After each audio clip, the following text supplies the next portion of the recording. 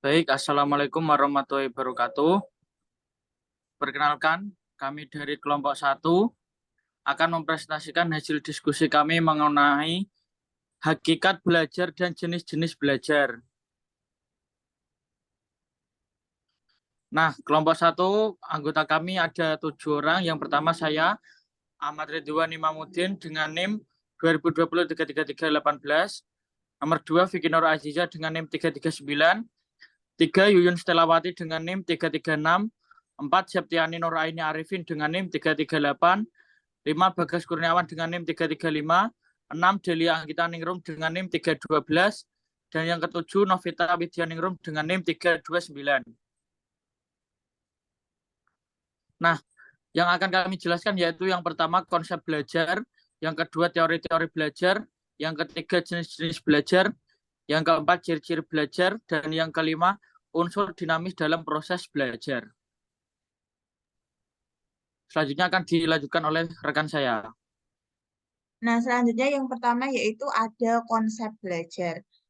Pengertian belajar yang cukup kompeten diberikan Arfani pada tahun 2016 menyatakan bahwa belajar adalah proses yang dilakukan oleh manusia untuk mendapatkan aneka ragam kompetensi, skill, and attitude.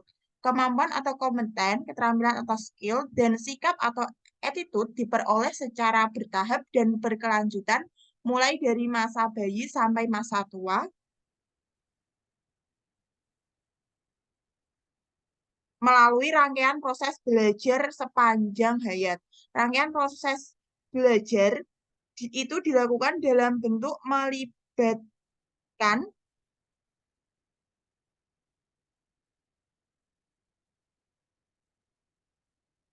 dalam pendidikan informal, keturutsertaannya dalam pendidikan formal, ataupun non-formal. Kemampuan belajar inilah yang membedakan manusia dari makhluk hidup. Belajar sebagai proses manusiawi memiliki kedudukan dan peran penting. Pentingnya proses dapat dipahami dari tradisional atau local wisdom, filsafat, temuan penelitian, dan teori tentang kehidupan. Pandangan lain tentang belajar, selain dari pandangan para filosof ideal realisme tersebut di atas, berasal dari pandangan para ahli psikologi, yang antara lain diperoleh dari William James, John Dewey, James Cattell, and Edward Thorndike pada tahun 1890 sampai 1900.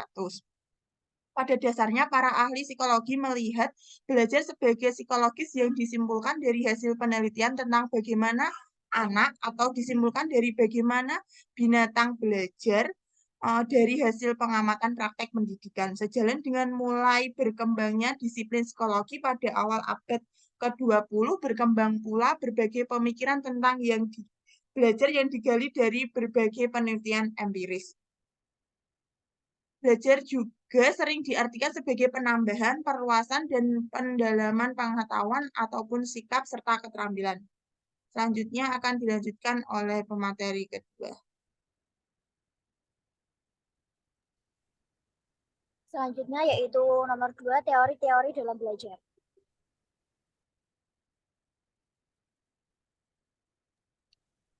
Teori behavioristik, sebuah teori yang dicetuskan oleh Wagner dan Berliner tentang perubahan tingkah laku sebagai hasil dari pengalaman.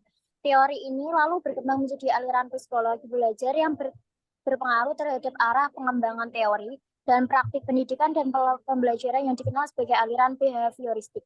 Tujuan pembelajaran menurut teori behavioristik ditekankan pada penambahan pengetahuan, sedangkan belajar sebagai aktivitas yang menuntut pembelajar untuk mengungkapkan kembali.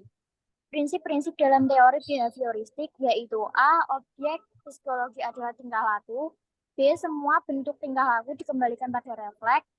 C. Mementingkan pembentukan kebiasaan. D. Perilaku nyata dan terukur memiliki makna tersendiri. E. Aspek mental dari kesadaran yang tidak memiliki bentuk fisik harus dihindari.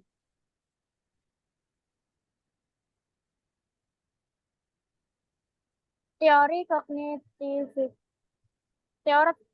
kognitivisme Teori belajar kognitif mulai berkembang pada abad terakhir sebagai protes terhadap teori perilaku yang telah berkembang sebelumnya. Model kognitif ini memiliki perspektif bahwa para peserta didik memproses informasi dan pelajaran melalui upayanya mengorganisir, menyimpan, dan kemudian menemukan hubungan antara pengetahuan yang baru dengan pengetahuan yang telah ada. Model ini menekankan pada bagaimana informasi diproses. Karakteristik teori belajar kognitif yaitu yang pertama, belajar adalah proses mental bukan behavioral. Yang kedua, siswa aktif sebagai penyalur. Yang ketiga, siswa belajar secara individu dengan pola deduktif dan induktif. Yang keempat, intrinsic motivation sehingga tidak perlu stimulus. Yang kelima, siswa sebagai pelaku untuk menuntun penemuan. Yang keenam, guru memfasilitasi terjadinya proses insight. Selanjutnya akan dilanjutkan teman saya. Ya, teori konstruktivisme. Dengan teori konstruktivisme, siswa dapat berpikir untuk menyelesaikan masalah, mencari ide, dan membuat keputusan. Siswa akan lebih paham karena mereka terlibat langsung dalam membina pengetahuan baru. Mereka akan lebih paham dan mampu mengaplikasikannya dalam semua situasi. Selain itu, siswa terlibat secara langsung dengan aktif.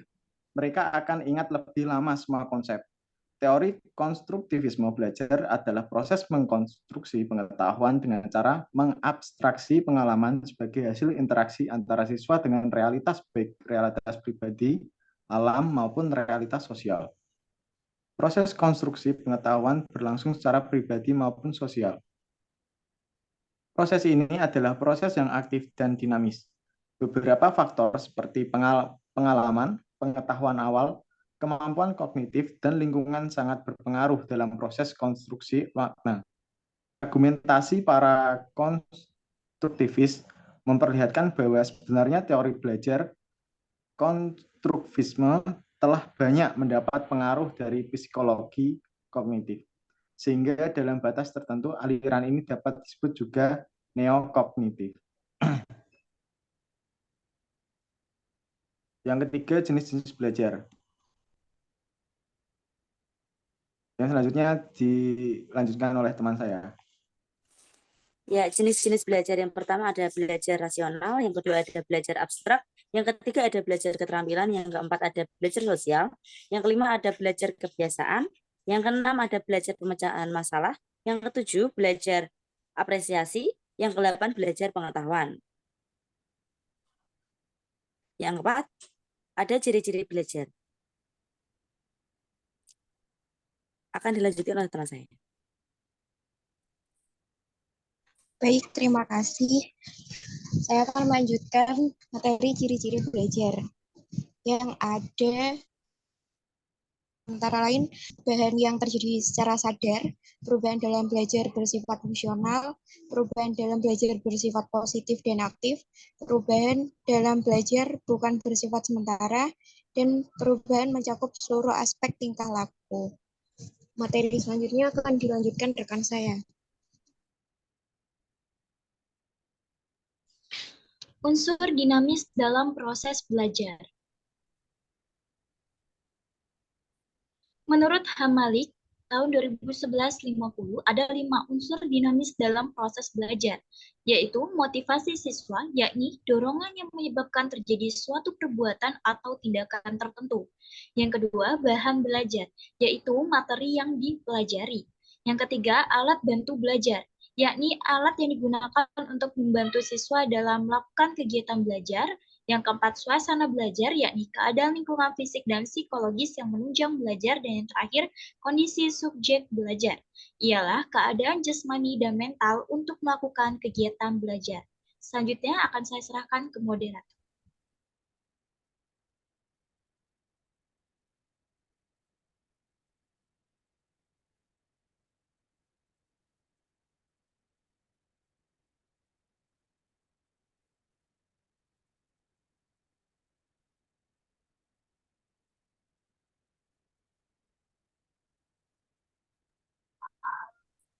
Terima kasih, sekian presentasi dari kelompok kami. Kurang lebihnya Mohon maaf. Wassalamualaikum warahmatullahi wabarakatuh.